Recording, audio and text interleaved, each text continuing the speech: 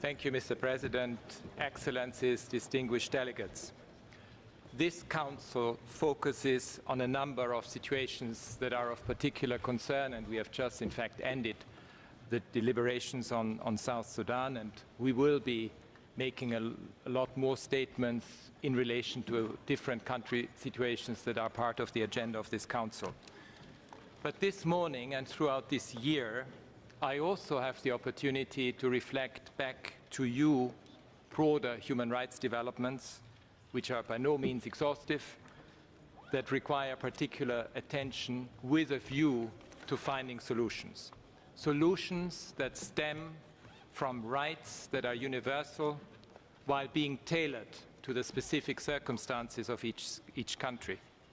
Solutions which will bring forward our long-standing experience in difficult settings and our work as bridge builders between civil society, human rights defenders, and the institutions of the state.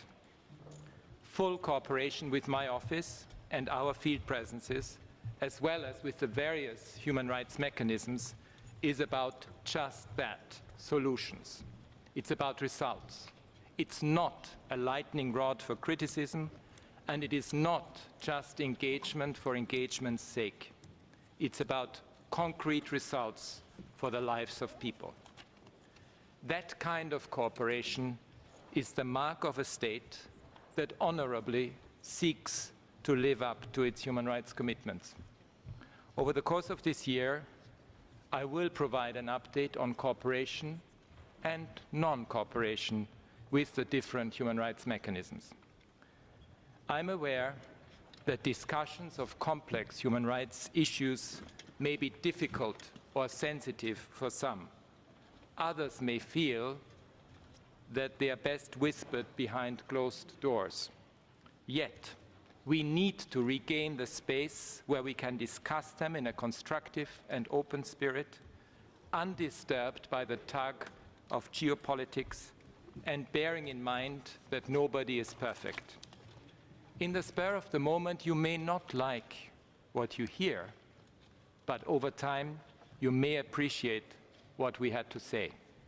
My only consideration, and in fact my duty, is to stay true to the mandate, the normative human rights framework, and the imperative of improving people's lives. Mr. President, contempt for the human being reaches agonizing levels when war breaks out and violence becomes a daily occurrence. 1/4 of humanity is living today in places affected by conflict and violence, and it is civilians who suffer the most. Peace is precious and it is fragile, and we must nurture it, and we must nurture it first and foremost by respecting the Charter of the United Nations and international law, including international human rights law. The war in Ukraine has led to civilian casualties and destruction of a shocking magnitude. The rights of Ukrainians will be harmed for generations to come, and the war's impact on fuel and food prices, as well as geopolitical tensions, are impacting negatively on people in every region of the world. That such damage could once again be done across the world by a warfare in Europe is a betrayal of the promises of transformative change made at the foundation over 75 years ago of this institution. I will obviously be speaking in detail on the situation in Ukraine at the end of March. 12 long years of excruciating bloodshed. Syria. It's a microcosm of wounds inflicted by utmost contempt for human rights. Last month's earthquakes have added to this tragedy.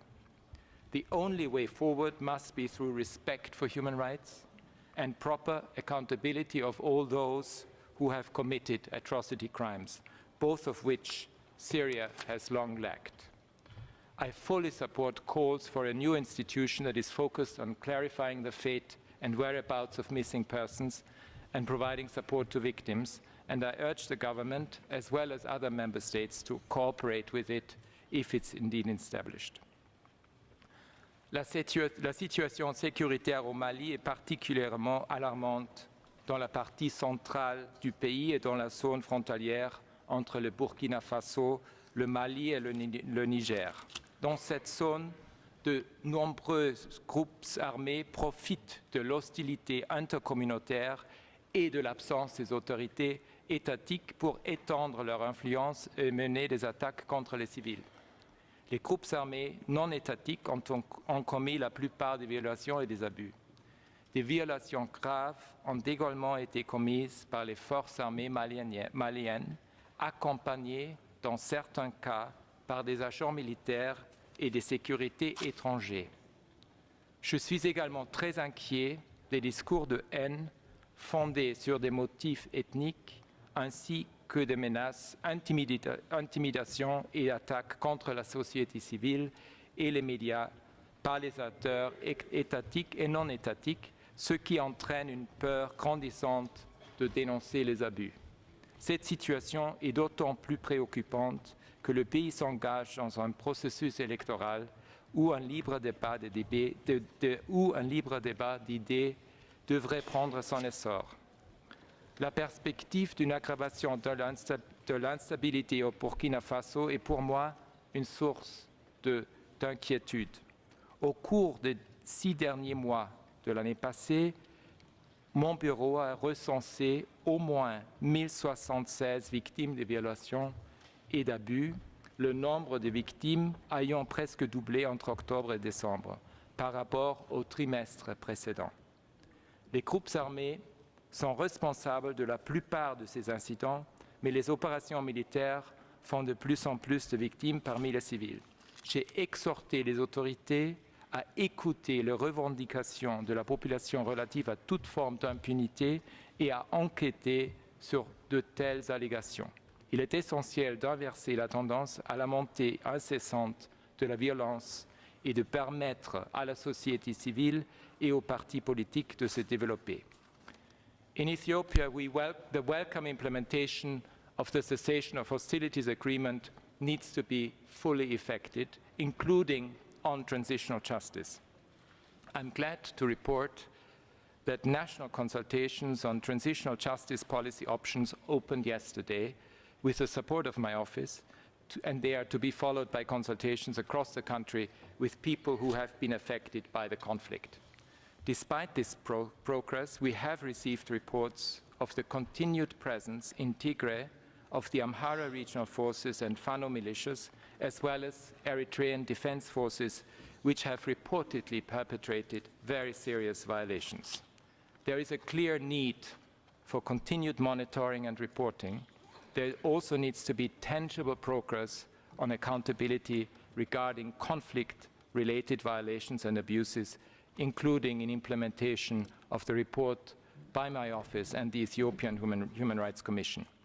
The human rights situation in other regions of Ethiopia is also of great concern, particularly Oromia. In addition to Eritrea's continued military presence in Tigray, we have received reports that Eritrea is further increasing its use of forced and prolonged conscription, a practice that is akin to enslavement and the main driver of refugee outflows. This needs to be reversed urgently for the country to be put on a path for sustainable development. In Yemen, the parties need to heed the calls of a population exhausted by 8 years of brutal warfare and more decisively towards a UN-led peace process.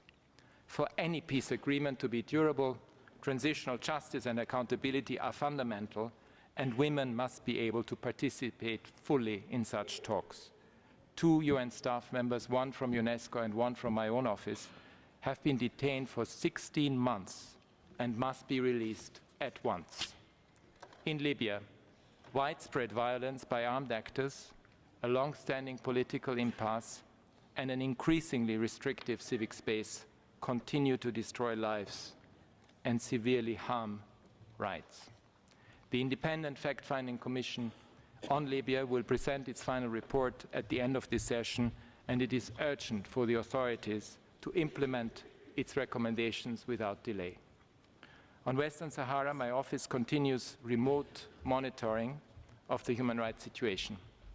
Given that the most recent visit by the office took place almost 8 years ago, it is crucial for my office to be able to undertake again meaningful missions to the region. In recent months, I have had the opportunity to discuss the worrying human rights situation in Kashmir with both India and Pakistan. Progress on human rights and justice for the past will be key to advancing security and development. I will continue to explore how my office can assist, including through meaningful access to the region. La population d'Haïti affronte une violence cauchemardesque. Des gangs lourdement armés contrôlent les services et l'accès à de vastes parties de la capitale et du pays. Ils commettent fréquemment des meurtres, des enlèvements, des tirs isolés et des violences sexuelles à un degré effroyable. La situation exige un éventail de réponses. Dynamiser le processus politique en vue d'élections libres et transparentes. Appliquer pleinement l'embargo sur les armes.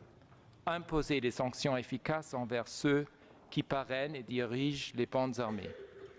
Et un soutien international pour renforcer la capacité de la police et du système judiciaire haïtien à lutter contre l'impunité et la corruption omniprésente, ainsi que le déploiement d'une force d'appui spécialisée, limitée dans le temps, avec des garanties en matière de droits de l'homme. Nous devons rester vigilants en ce qui concerne Haïti, notamment en soutenant le travail mené par mon bureau sur le terrain. Mr. President, discrimination and racism are virulent threats, both to human dignity and to our relationship as human beings. They weaponize contempt. They humiliate and violate human rights, fueling grievances and despair and obstructing development. I'm shocked to the core by the contempt for women and women's equality that is spawned across the internet by some so-called influencers, feeding social attitudes that make it possible to ignore or even condone gender-based violence and the pervasive commodification of women. More generally, the scope and magnitude of discrimination against women and girls makes this one of the most overwhelming human rights violations worldwide, and dismantling it will be a major focus of our work, and this goes just ahead of International Women's Day tomorrow. The repression of women in Afghanistan is unparalleled, contravening every established belief system. Women and girls' rights to make choices about their lives and participate in public life have been or are being eliminated as we speak. This repression and persecution of women constitute a clenched fist around Afghanistan's economy and its future. Such a tyranny must not escape accountability. We will not give up. We will continue to fight for respect for the rights and freedoms of every Afghan woman and girl. In Iran, it is urgent for the authorities to act on the demands of protesters, in particular women and girls, who continue to endure profound discrimination. I remain deeply concerned about 17 protesters who have reportedly been sentenced to death. 4 have been executed so far, and more than 100 currently face charges that carry the death penalty. The recently announced pardons are a welcome first step. I continue to urge the immediate and non-conditional release of all those arbitrarily detained in the context of the protests and more generally, including foreign and dual nationals. All Iranians, including all women and girls, must be free to make their own choices, express their views, and exercise their rights. I welcome the new law passed by Sierra Leone in November that prohibits gender discrimination, that mandates at least 30% women in parliament, the diplomatic corps, local councils, and the civil service, and that establishes equal pay for women, among a host of other steps. Many far more wealthy states could learn from this example. I also welcome Spain's adoption last month of legislation to uphold essential sexual and reproductive rights, including by removing restrictions on access to safe abortion. The new measures also address access by all women to assisted reproduction and violence and discrimination based on sexual orientation and gender identity, and they ban so-called conversion therapies, as well as the genital mutilation of babies who are born intersex. Vicious hate speech is not only directed at women and girls, but also at people of African descent, Jews, Muslims, LGBTIQ+ people, refugees, migrants, and many other people from minority groups. Deliberate provocations, such as recent incidents of burning the Quran, are intended to drive wedges between communities, and this is dangerous. The violence that is so disproportionately inflicted on people of African descent by law enforcement officers is an example of the deep structural harm rooted in racial discrimination. My office and UN human rights mechanisms have repeatedly highlighted excessive use of force, racial profiling, and discriminative practices by police, most recently in Australia, France, Ireland, and the United Kingdom. In Brazil, overall deaths in encounters with police fell in 2021 for the first time in 9 years, with a 30% drop for white people, according to one source, but a rise of almost 6% in the number of deaths of Afro-descendants. In the United States, people of African descent are reportedly almost 3 times more likely to be killed by police than are white people, under inverted commas. The brutal death of Tyree Nichols in Memphis 2 months ago stood out not just because of the severity of the violence caught on tape, but because it was followed by immediate action to prosecute the officers involved, while generally only a fraction of such cases lead to those responsible being brought to justice. In the US and all other countries, swift and determined action to hold perpetrators accountable in each case should be the rule and not the exception. Structural safeguards must be set up, including independent oversight, effective complaint procedures, and robust legislative reform. But even the strongest actions within law enforcement will not fully succeed unless further concrete steps are taken to address racism and the structures that perpetuate it throughout our societies. Police forces need to serve and protect everyone in society. In the Philippines, where killings in drug-related police operations still occur, my office is working with security actors to strengthen accountability and promote human rights in drug enforcement. The government has announced steps to vet senior police officers for corruption, and I hope there will be rapid progress in prosecuting human rights violators. While I welcome recent acquittals of human rights defenders, there must be an end to other politically motivated charges and a safer environment for civil society.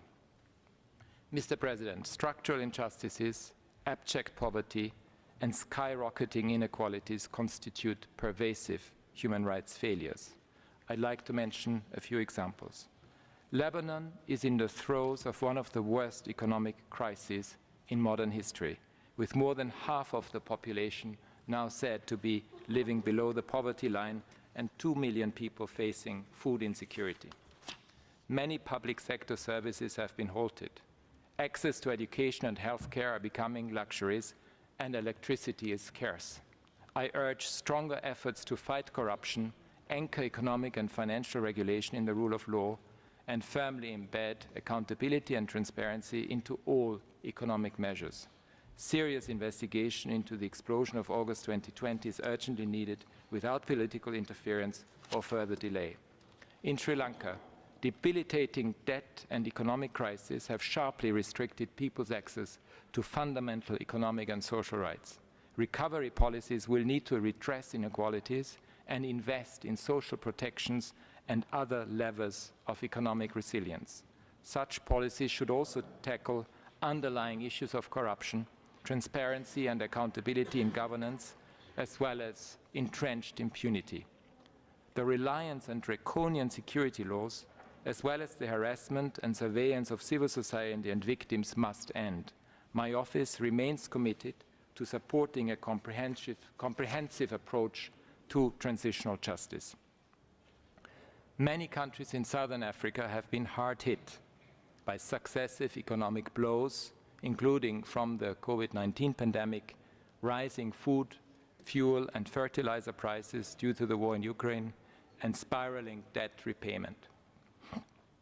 In a region that is the world's most unequal, these shocks are pushing millions more people into poverty. Surging inflation in Mauritius, for example, has led to unprecedented public protests. Energy shortages have led to severe power cuts in several countries with negative impact on business, healthcare and water supplies. South Africa last month declared its energy crisis a national state of disaster. At the same time, courts in South Africa are helping to chart the way forward on the legal foundation of economic, social and cultural rights. While numerous countries in the global north are also experiencing poverty, people in the United Kingdom are currently experiencing a cost of living crisis that may result in the largest drop in living standards on record. Racial and ethnic minority groups are disproportionately affected. I welcome measures taken by the government to provide some relief from increased fuel costs and raise the minimum wage, but I encourage more dialogue with striking workers and with people living in poverty, as well as reforms that advance economic and social and cultural rights. To face these challenges of structural injustice and inequalities, we need to build economies, to build trust in government and advance people's rights and well-being. A human rights economy is one in which the aim of advancing human rights informs all national, economic, fiscal, monetary, investment and business decisions. Such national measures will bring immense benefit to millions of people, but they cannot hope to address the global debt emergency that has hit developing countries, in particular, like a runaway train. The impact on their people is crushing hopes and lives. Dramatically scaled up financing as well as reforms of the international financial institutions are urgently needed to meet these challenges, and my office will strongly advocate human rights-based change. The Bridgetown Initiative by Barbados stands out for its clear vision of economic justice and new methods for international financing bodies. Mr. President, harsh restriction of the civic space is the Achilles heel, the fatal weakness of governance.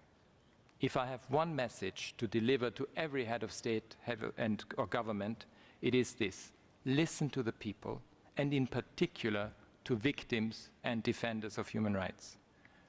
These are the people who have the deepest experience of these issues, and they have something to say that you need to hear. I'm alarmed by the number and range of countries where we have seen steps that undercut institutions of justice, media freedoms, and the space for fundamental civic freedoms.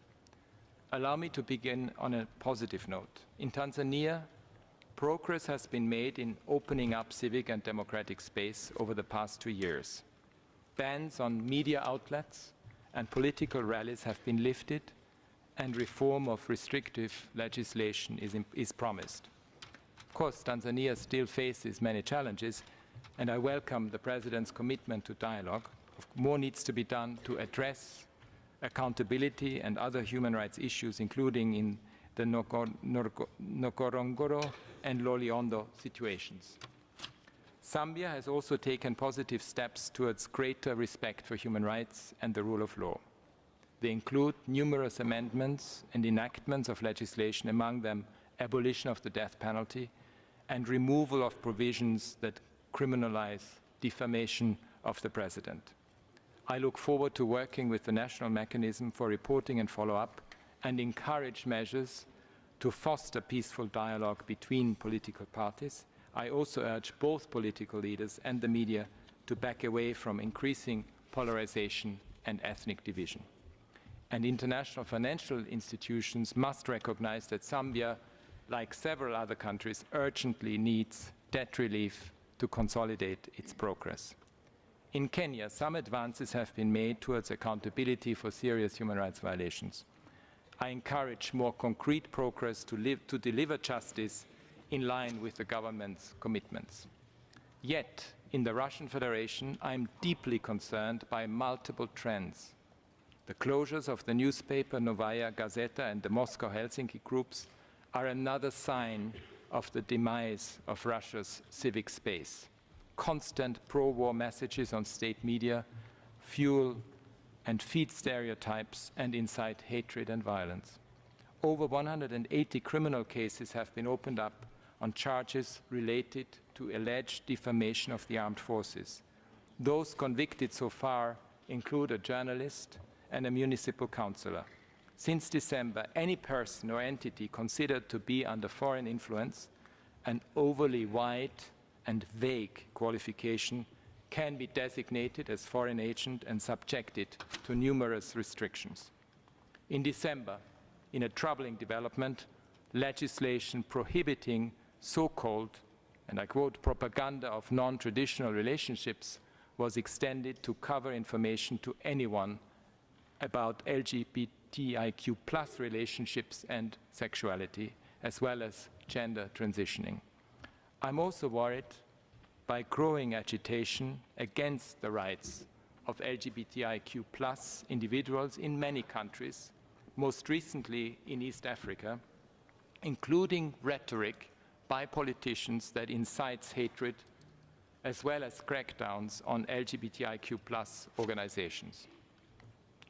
Last week, a very troubling draft, so-called anti-homosexuality bill, was tabled in Uganda's parliament. While in Burundi, 24 people were arrested in a crackdown, many of them engaged in AIDS education. It is unthinkable that we are facing such bigotry, prejudice, and discrimination in the 21st century, holding back development of all members of society. In Tajikistan, independent journalists and bloggers have been sentenced to between 7 and 21 years in jail on charges related to terrorism and extremism in a deepening crackdown on freedom of expression. These trials were closed, but do not appear to have presented substantial evidence of any crime. In Bangladesh, I regret the increasing incidence of political violence, coupled with arbitrary arrests of political activists and ongoing harassment of human rights defenders and media personnel in the build-up to the elections this year.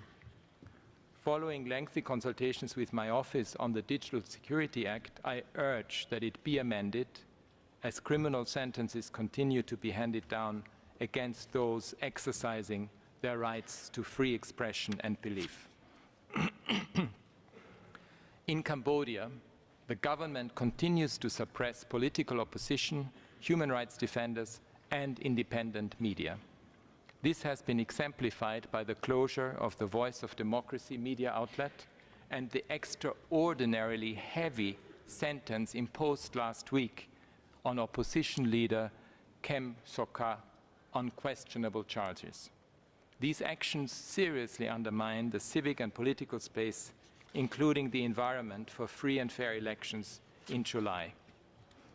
In Tunisia, I'm concerned by recent harsh crackdowns in which judges, media, civil society actors, opposition members, and labor leaders have been prosecuted, including before military courts, for allegations that include national security crimes and terrorism.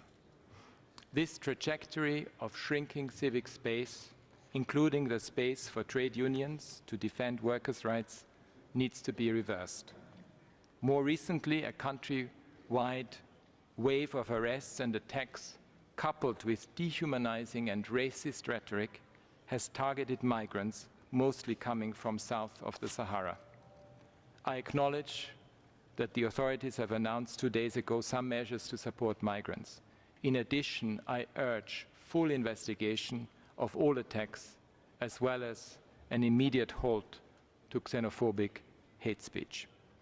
In Egypt, continuing restrictions on civic space include crackdowns on dissent, arbitrary detention, and action to censor and block websites. Lengthy sentences were handed down 2 days ago to several people carrying out human rights advocacy in proceedings on questionable terrorism-related charges, which also raises fair trial concerns. Building on Egypt's national strategy for human rights, I urge the authorities to release all those arbitrarily detained and to lift restrictions on civic space. In Peru, at least 60 people were killed and over 1,000 injured in clashes with security forces and at roadblocks during recent protests. The underlying grievances, including discrimination and exclusion, particularly affect indigenous peoples, rural campesinos, and the urban poor. Recent initiatives by the government, such as the creation of a commission to provide economic support to families of those killed and injured, should be expanded to ensure accountability, truth, and full reparation for all victims. My office is also ready to support meaningful dialogue about the underlying issues. Regarding China, we have opened up channels of communication with a range of actors to follow up on a variety of human rights issues, including the protection of minorities, such as for Tibetans, Uyghurs, and other groups. In the Xinjiang region, my office has documented grave concerns, notably large-scale arbitrary detentions and ongoing family separations, and has made important recommendations that require concrete follow-up. We also have concerns about the severe restrictions of civic space more generally, including the arbitrary detention of human rights defenders and lawyers, and the impact of the national security law in Hong Kong.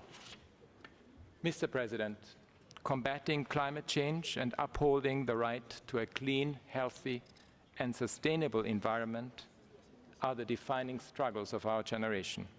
Again, I would like to share a couple of examples. Somalia is currently enduring a historic drought with agonizing impact on the lives and rights of millions of people. Last year, almost 1.2 million Somalis left their homes because of lack of rain. Competition among pastoralists for scarce natural resources is a driver of conflict. Since 2020, at least 237 people have been killed in clan violence related to land, pasture, or water. Of course, the situation is exacerbated by the Al-Shabaab armed group, which targets water resources and infrastructure to punish communities perceived to support the government. In all, a projected 8.3 million people across Somalia are expected to be in acute need of food assistance or other assistance between April and June this year. In the Sahel region, a recent report by my office outlines the profound impact of climate change-related soil degradation and declining food production on income, health, resource competition, conflict, and displacement. A vicious cycle that now spins steeper with every planting season. Temperatures in the Sahel are rising much faster than the global average. Even if the global temperature rise is kept to an unlikely 1.5 degrees, the impact on the people of the Sahel will be permanent and devastating. Iraq is also suffering profound damage from climate change, with sharply increasing temperatures, less rainfall, and more dust storms. Water flow in the Tigris and Euphrates rivers has decreased by 29% and 73% respectively, with dam projects in the region an additional factor. According to technical experts at the second Baghdad Water Conference last year, 7 million Iraqis risk being unable to meet their water needs in the near future. I'm also concerned about the shrinking space for free expression in the country.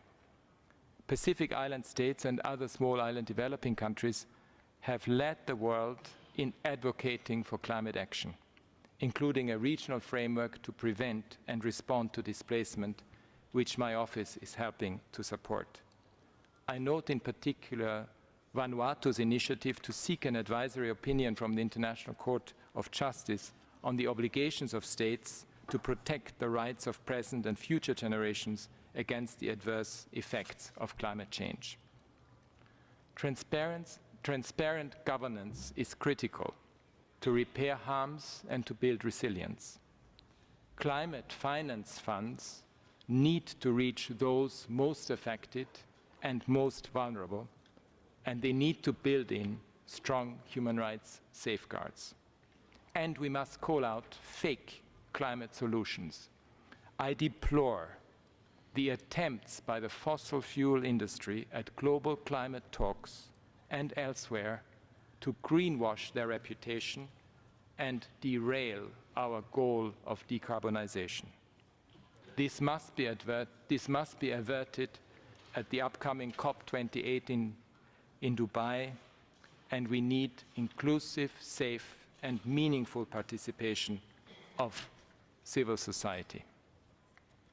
In every country, I strongly encourage the following: public access to information on environmental risks and government policies, full participation and consultation on environmental laws and measures, notably for indigenous peoples and others who are first in line for climate harms, and protection of those who raise concerns over environmental crimes or policies that result in harm.